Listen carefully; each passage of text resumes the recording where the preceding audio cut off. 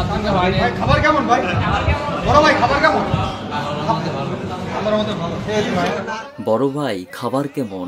আল্লাহর রহমতে ভালো। এই ছিল ঢাকা বিশ্ববিদ্যালয়ে চোর সন্দেহে নিহত তোফাজ্জল আর তার খুনির মধ্যে হওয়া শেষ কথা।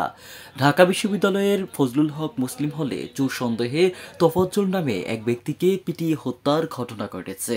হত্যার আগে এই ব্যক্তিকে ক্যান্টিনে ভাত খেতে দিয়েছিল হলের শিক্ষার্থীরা। এই ঘটনায় ছড়িয়ে পড়া একটি ভিডিওতে দেখা যায় তোফাজ্জলকে আটক করে ভাত খেতে দিয়েছিল ফজলুল হক মুসলিম হলের শিক্ষার্থীরা। এ সময় তোফাজ্জলকে উদ্দেশ্য করে একজনকে বলতে শোনা যায়, এই শুরু কর। এ সময় তোফাজ্জল হাত ধুয়ে খেতে শুরু করেন। ভাত মুখে দেওয়ার পর একজন জিজ্ঞেস করেন, বড় ভাই খাবার কেমন? উত্তরে তিনি বলেন, আল্লাহর রহমতে ভালো।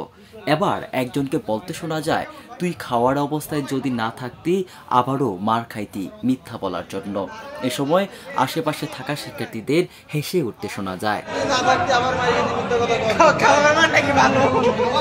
একজন হাসতে হাসতে কটাক্ষ করে বলে ওঠেন, খাবারের মান নাকি ভালো। এর আগে বুধবার সন্ধ্যায় চোর সন্দেহে তোফাজ্জলকে আটক করেন ফজলুল হক মুসলিম হলের শিক্ষার্থীরা। এ সময় তাকে দফায় দফায় মারধর করা হয়।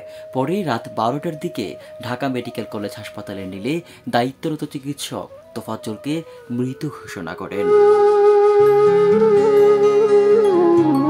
নিহত তোফাজ্জলের বাড়ি বরগুনার পাথরঘাটা উপজেলার কাঁঠালতলী ইউনিয়নে। তিনি মানসিক ভারসাম্যহীনতায় ভুগছিলেন বলে প্রাথমিকভাবে জানা গেছে। আমি মানসিক ভারসাম্য কিনা সেটা আপনাদের কাছে প্রমাণ করব। I can speak English 20 hours. I believe that Allah is Almighty.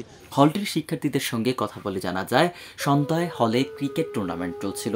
এমন সময় তোফাজ্জল নামে ওই ব্যক্তি হলে প্রবেশ করলে শিক্ষার্থীরা দুপুরে 6টি মোবাইল চুরির ঘটনার চোর সন্দেহে মূল ভবনের অতিথি কক্ষে নিয়ে তাকে মারধর ও জেরা করতে থাকে।